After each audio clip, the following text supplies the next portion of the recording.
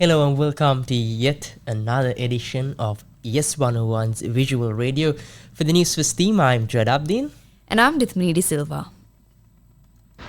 Newsfirst headline.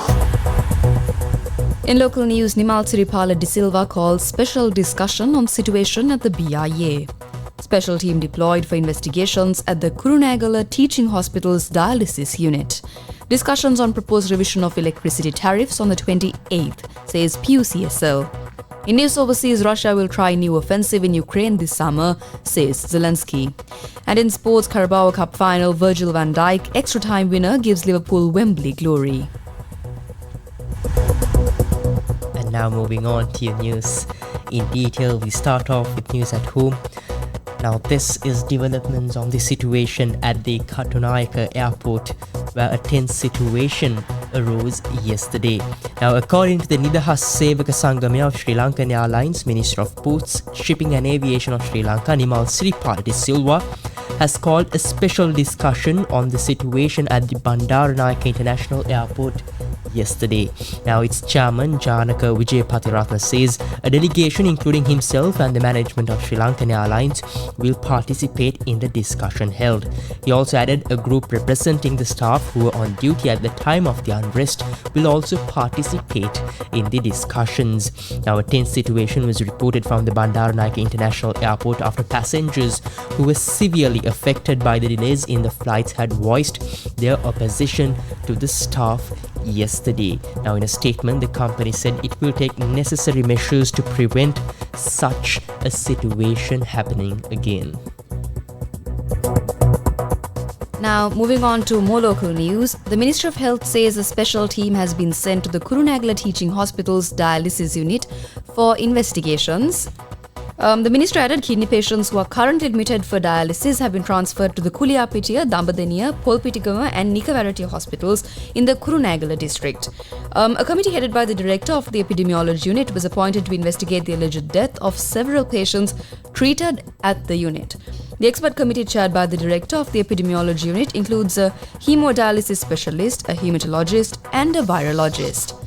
As a prompt measure, the hospital's dialysis unit has been shut down. Now also the talk of the town is the electricity tariff revision, which is to be reduced of the same amount that was increased last October. Now bringing you news in detail on that as well. The Public Utilities Commission of Sri Lanka says it will discuss the proposed revision of electricity tariffs on the 28th of February. Now its chairman, Professor Manjula Fernando, says the commission will meet for discussions of the proposed revisions on the same day. Now according to the new amendment, the CEB submitted a proposal on the reduction of the electricity tariff, which was increased last October.